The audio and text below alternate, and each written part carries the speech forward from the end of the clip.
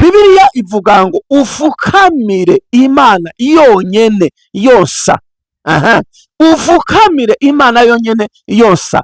Ugiye muri Bibiliya hari ijambo rivuga ngo nduhoraho Imana yawe yagukuye mu gihugu ca Egiputa mu nzu y'ubuja, ngo ntukagire izindi mana umbangikanya. Ubandanije uzokumva bavuze ngo ntuzifukamire igishushanyo, ikimenyetso, ibintu vyo gufukama. Wumva Imana yanka ko tugira ibindi bintu dufukamira. Haleluya, haleluya, haleluya. Mwumve yuko n'umumarayika Yohana yagombye gufukamira umumarayika acaranga. Umumarayika ati jewe ndi umugurano mugenzawe. Mwumvise ko hari n'igitwaza ko yabigarutseko. Ariko kandi Morodekayi nawe yazize ko yanse gufukamira Hamani. Kindi mbabwira gikomeye mutazi. Another thing you don't know. Mutazi ariko cyabaye developed n'abasataniste. But it was developed by Satanists. Mwe muragikora abahungu.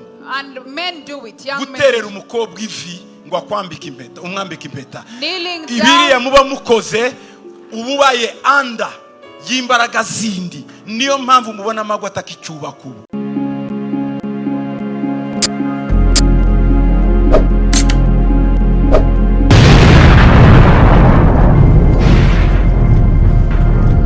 Ndabaye kaze mwese mu kiganiro bakunzi ba Alimaso TV. Nizere ko aho muri mumeze neza kandi nizere ko muri amahoro, nizere ko muguwe neza. Ni Pastor Safari Ntunzwenimana, musanze mumenyereye mu biganiro byinshi bitandukanye hano kuri Alimaso TV.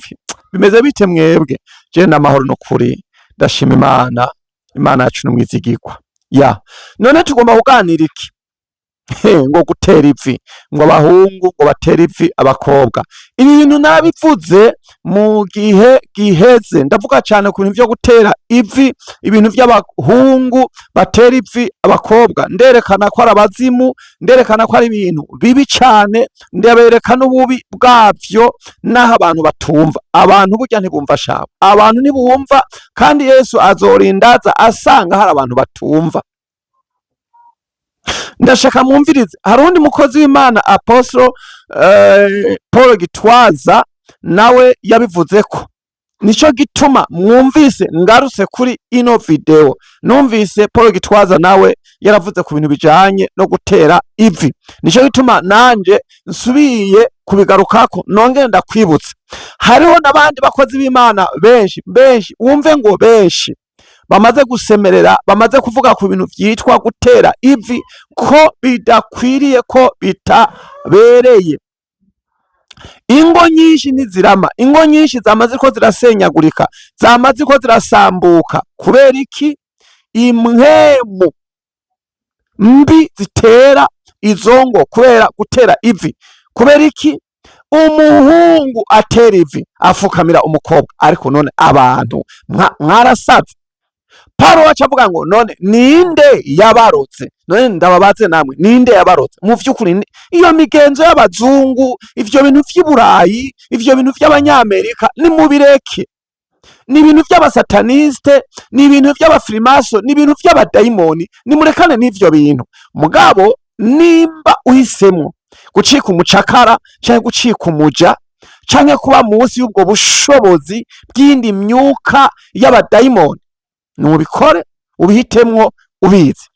Reka ndabacishirizemwo kano ka video ka Paul Gitwaza, hanyuma tureza tubandane. Mwumvirize neza, mwumvirize ayo majambo, mwumvirize ingene umukozi w'Imana ngaha ariko arabivuga, ingene yabizanye neza. Umviriza. Kindi mbabwira gikomeye mutazi. Another thing you don't know. Mutazi ariko cyabaye developed n'abasataniste. But it was developed by Satanists. Mwe muragikora abahungu. And men do it, young men. Guterera umukobwa ivi ngo akwambika impeta, umwambika impeta. Kneeling down. Ibiriya muba mukoze ububaye anda y'imbaraga zindi. Niyo mpamvu mubona amagwa atakicuba kubu. When you tugaterera umukobwa ivi na gato. Bibiliya iravuga ngo muzapfukamira Imana yonyine. Iriya ni culture yazanywe n'abakorera Satani. Imara ko yemerwa n'abakristo n'abana b'Imana. Ntuzabikore ngo uterere umukobwa ivi. Yohana yagiye guterera marayika ivi, marayika ngo no, ngo ndimbata mugenzi wawe, ngo n'Imana yonyine ipfukamirwa. Mw'abakobwa mwe, Young women, umuhungu naje guterera ivi, menya kusenye. when a man Uzahita umubwira ati no, winterera ivi si Imana, uzabyange. For Daboro iyo si n'imico y'ikinyarwanda mwayanduye he? Agenda muhiga inyoni mutahana ibihunyira. Kimwigana ibyo mureba mu banyamerika bakora. Ndabinginze. Kimurevye ibyo bakora. or what Europeans Ni do. bangahe he bubatse muri Amerika? How many are married in the US? Ni in healthy bangahe marriage? bubatse Buraya? How Bose many? n'aba divorce kubera ibyo byo gutera ivi, kuko si Imana iyoboye urwo rugo. Urwo rugo ruyobowe n'ikidayimoni cy'uwo bafuka. sawa. Ati iyo ufukamiye umukobwa, ivyo bintu wita gutera ivi, wewe uburi anda canke uri musi y'ubundi bushobozi bw'imwemu mbi. Ibi bisigura ngo hari imyuka igufise ko ubushobozi. Wewe umugabo no mutwe w'urugo. Reka ndababwire, mu bisanzwe umukobwa niwe yarakwiye gufukama, agafukamira uwo muntu aje kumwambika impeta. Mugabo suje kwambika impeta yarakwiye gufukama, ahubwo uwo mukobwa niwe yarakwiye guca bugufi, nk'ikimenyetso cyo guca bugufi kuganzwa n'umugabo wiwe. Ndasubiramwo aka kantu, umukobwa nimwagomba kubigira neza muze mubigire gutya anya, mubihindure basi mubigire uko. Umukobwa azofukame aca bugufi, kizoba ari ikimenyetso c'ukugabwa no kubaha no kuganzwa n'uwo mugabo wiwe amwambitse impeta. Ariko kandi we wa muhungu we nufukama, uzoba ubaye musi ubwa mbere y'ubushobozi bw'uwo mugore, uzoba ucitse uganzwa n'uwo mugore, uzoba ucitse uri musi y'ubushobozi bw'iyindi myuka mibi ikontorora ubuzima bwawe. Mu yandi majambo ni ugutakaza ikibanza co kwita umugabo mu rugo.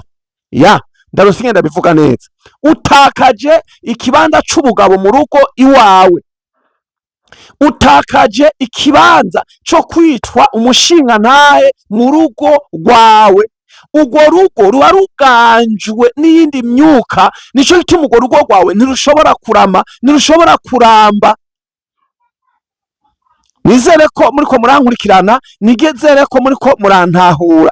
Ibintu vyo gutera ivi ni ibintu vy'abazimu, ibintu vyo gutera ivi ni ibintu vy'abadayimoni. Numva aho ntohateba ngo nirirwa ndaharambira cane. Bakunzi bari Maso TV, umviza ndababwire, tahura igikoreka igihe wewe ufukamiye umukobwa ngo uje kumwambika impeta. Isezerano ryari ryiza kuko impeta ni isezerano, mugabo icari impeta y'isezerano umwambitse kiguhindukiye wewe isezerano usinye n'iyindi myuka yo kwa muri musi y'ubundi bushobozi bw'umwijima, yo kwa muri musi y'ukuganzwa n'iyindi mpemu, no gutakaza ubugabo, no gutakaza pouvoir, no gutakaza gufata ingingo mu rugo iwawe, no gutakaza kugira ijambo mu rugo iwawe. Hagarika ivyo bintu rero, kandi Imana ibatabare kandi bagirire neza. Mwabasore mukirongora, mwabasore mukiresha, mwabakobwa mukirongorwa, umukozi w'Imana Gitwaza we yaciye avuga ngo abakobwa ntimukemere ko abahungu babafukamira. Ariko kandi reka mbanze ndabibutse iki kintu, ibintu bimeze gute. Bibiliya ivuga ngo ufukamire Imana yonyene yonsa. Ufukamire Imana yonyene yonsa.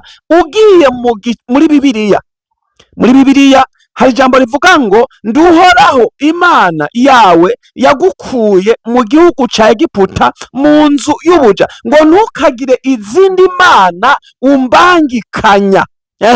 Ubandanije uzokubavuze ngo ntuzifukamire igishushanyo, ikimenyetso, ibintu vyo gufukama. Wumva Imana yanka ko tugira ibindi bintu dufukamira. Haleluya, haleluya, haleluya. Mwumve yuko n'umumarayika Yohana yagombye gufukamira umumarayika, acaranga. Umumarayika ati jewe ndi umugurano mugenzawe. Mwumvise ko Ariana Gitwaza ko yabigarutseko. Ariko kandi Morodekayi nawe yazize ko yanse gufukamira Hamani, ngo Hamani abantu bose baramufukamira. Ivyo tubisanga mu gitabo ca Esiteri, ngo baramufukamira, ngo ariko Morodekayi aho yari yibereye kw'irembo, ngo Hamani amuciye iruhande yiteze ko amufukamira, aranka kumufukamira. Motife ngo niki? Ngo n'umuyuda. Twebwe abayuda ntidupfa avyo dufukamiye, twe ntidufukamira abantu, twebwe dufukamira Imana. Mwumve ko ikimenyetso co gufukamira umuntu ni ikimenyetso kigaragara ko uwo muntu agiye mu kibanza c'Imana. Wavyumvise? Mugabo atari Imana yo mwijuru, hari yindi myuka wowe ufukamiye utazi, kandi winjiye munsi y'ubushobozi bwayo no kuganzwa n'ubwo bushobozi bwayo. Aho hantu uzohakugwa niki? Bantu b'Imana, gira ubwenge kandi mutahure kandi mumenye ijambo ry'Imana rigira ububasha. Mumenye ivyo mutinya, wirinde gufukamira umuntu, wirinde gufukamira umukobwa. Murakoze cyane.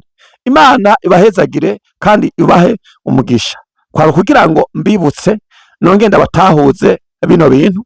Yesu abahezagire, Yesu abahe umugisha. Ciao ciao.